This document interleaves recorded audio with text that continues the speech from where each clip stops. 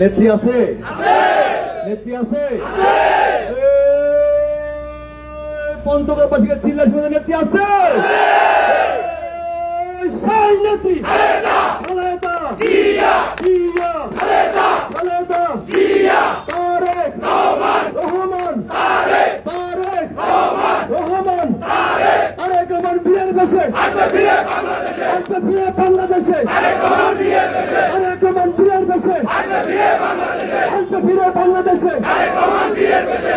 প্রিয় ভাইরা, জাতীয়তাবাদী যুবদল কেন্দ্রীয় কমিটির অংশ হিসাবে সারা বাংলাদেশে আমাদের দলের প্রতিষ্ঠাতা শহীদ প্রেসিডেন্ট জিয়া রহমান, আমাদের আবেগের শীর্ষস্থান, আমাদের অস্তিত্বের ধারক বাহক বিএনপি ভারপ্রাপ্ত চেয়ারম্যানকে নিয়ে গুরুত্বপূর্ণ স্লোগানের প্রতিবাদে আজকের এই জাতীয়তাবাদী যুবদল পঞ্চগড় জেলা শাখার উদ্যোগে আজকের এই প্রতিবাদ সমাবেশে উপস্থিত পঞ্চগড় জেলা যুবদলের সংগ্রামী সভাপতি সিদ্ধার্থ রাসেল, উপস্থিত আছেন জেলা বিএনপি সংগ্রামী আহ্বায়ক জহুর ইসলাম কাচ্চু, জেলা যুবদলের সংগ্রামী সাধারণ সম্পাদক নুরুজ্জামান বাবু, আমাদের বিএনপি আক্তার হোসেন শাহজাহান, আব্দুল মামুন রনিক সহ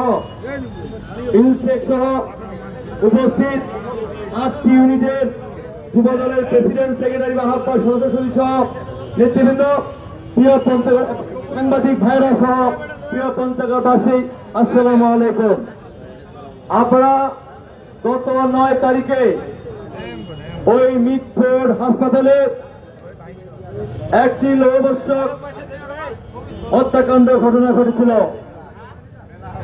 এবং একটি বিষয় আপনারা খেয়াল করবেন, 2 জন মানুষ একজন মানুষকে পাথর দিয়ে ছেড়তে ছেড়তে হত্যা করছে, আর একজন মানুষ অবিচল ভাবে তার ক্যামেরায় ছবি তুলছে। এবং সেই 9 তারিখের ঘটনাটা আমরা 11 তারিখে ঢাকা শহরের সাধারণ ছাত্রছাত্রীদের ব্যানারে কয়েকটি শিক্ষা প্রতিষ্ঠান থেকে মিছিল দেখতে পেলাম এবং সেই মিছিলের স্লোগান দিল, এই বিগত ফ্যাসিস্ট সরকারের আমলে যে মানুষটি অত্যাচার, নির্যাতন, নিপীড়ন সহ করে যার মেরুদণ্ড ভেঙে দেওয়া হয়েছিল, যিনি প্রায় 50টার অধিক মামলা খেয়ে এখনো লন্ডন অবস্থান করছেন এবং বিএনপির মতো এত সমুদ্রের মতো বড় দলকে তিনি ঐক্যবদ্ধ করে এই ফ্যাসিস্ট আন্দোলনকে যুক্তিপূর্ণ নিয়ে দেয় আজকে 24-এর গণঅভ্যুত্থানে আজকে মাস্টারমাইন্ড হিসেবে কাজ করেছেন সেই প্রিয়তা বিএনপি ভারপ্রাপ্ত চেয়ারম্যান তারেক রহমানকে ইমেজকে বিতর্কিত করার জন্য, তারেক রহমানের ইমেজকে ক্ষুণ্ণ করার জন্য, বিএনপি ইমেজকে ক্ষুণ্ণ করার জন্য, বিএনপিকে বিতর্কিত করার জন্য আপনারা সেদিন স্লোগান দিলেন।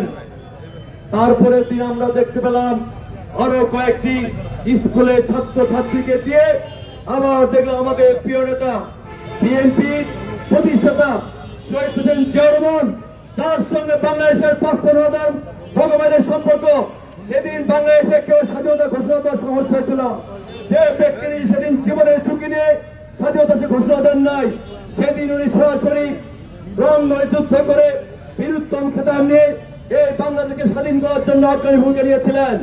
ঠিক 7ই নভেম্বর আমার যখন বাংলাদেশের গণতন্ত্র হুমকির মুখে ছিল, ঠিক তদ্রুপ সেই সময় শহীদ প্রেসিডেন্ট জিয়া রহমান সিপাহী জনতা আন্দোলনের মধ্য দিয়ে সেখানে ভূমিকা রেখে আবার গণতন্ত্র ফিরে গিয়েছিলেন।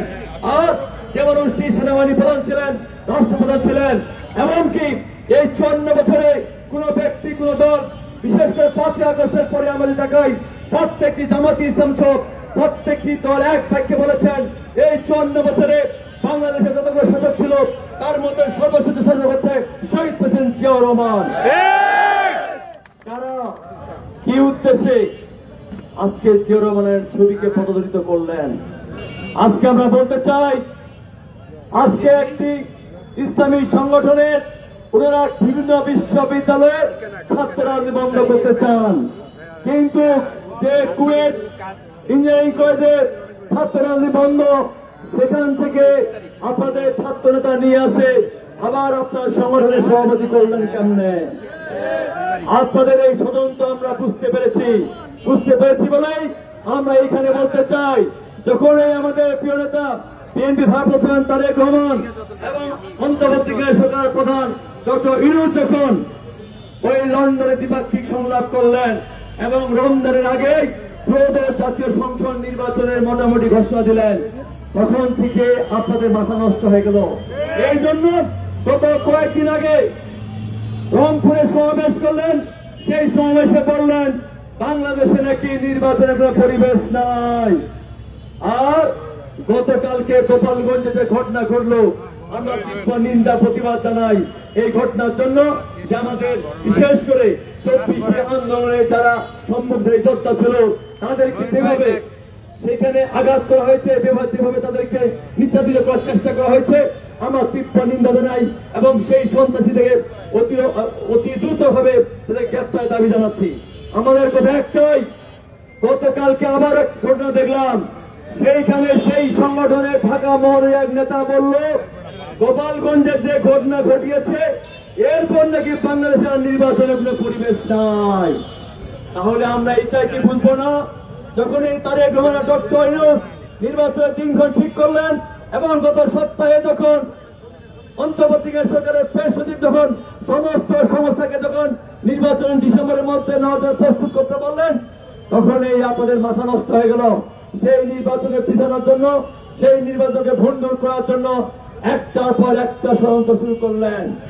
আজকে বলতে চাই, আমাদের নেত্রী, আমাদের নেতা এবং আমাদের আশার প্রতীক তারেক রহমানকে নিয়ে তার ইমেজকে ক্ষুণ্ণ করার জন্য যতই ষড়যন্ত্র করবেন, আপনি তাকিয়ে থাকবেন।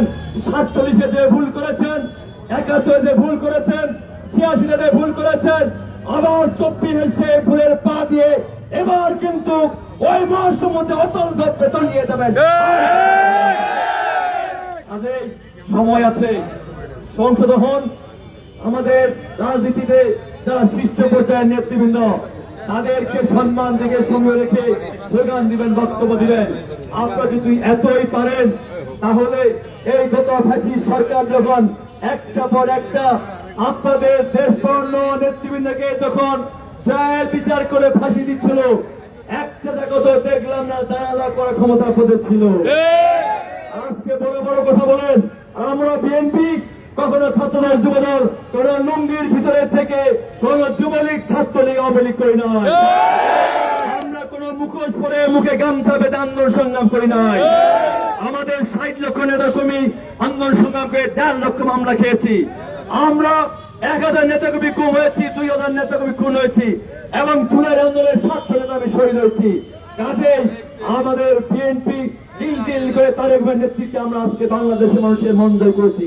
কাজেই বিএনপি ইতিহাস কোন বেইমানি ইতিহাস নয়। তাকে 71 সালে কি ভূমিকা রেখেছিলেন, তাকে 90 কি ভূমিকা রেখেছিলেন, আর 24-এ কি ভূমিকা রেখেছেন। কিন্তু বিএনপি রাজনীতিতে ওই 71, 24, 90 বলতে পারবে না। বঞ্চ প্রত্যেকটি আন্দোলন সংগ্রামে বিএনপির ভূমিকা ছিল বাংলাদেশের 7.5 কোটি, 18 কোটি, 19 কোটি মানুষের পক্ষে, মানুষের হৃদয়ের মধ্যে। কাজেই বিএনপিকে নিয়ে খেলা বন্ধ করে এখনো সময় আছে শালীনতার সঙ্গে কথাবার্তা বলে, স্লোগান দিয়ে, বক্তব্য দিয়ে আগামী ওই যে রমজানের আগে 14 জাতীয় সংসদ নির্বাচনের প্রস্তুত নিয়ে সেই নির্বাচনে বাংলাদেশে মানুষ রায় দিবে আগামীতে কোন দল ক্ষমতা আসবে, কোন দল দেশ চালাবে। আমরা জানি যে আপনারা ভালো করে বুঝতে পেরেছেন আগামী নির্বাচনে আপনাদের বিজয় হওয়ার সুযোগ নাই। কাজেই আমি মনে করি এখনো সময় আছে। যুবদল, ছাত্রদল, স্বেচ্ছাসেবক দল মাঠে নেমেছে।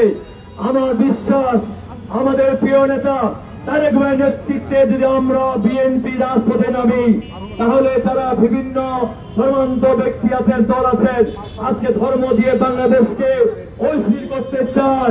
আমরা বলে চাই বাংলাদেশের এই 19 কোটি মানুষকে নিয়ে আমরা রাজপথে এইরকম অপশক্তিকে ইনশাআল্লাহ প্রতিহত করব। ভাইরা আমার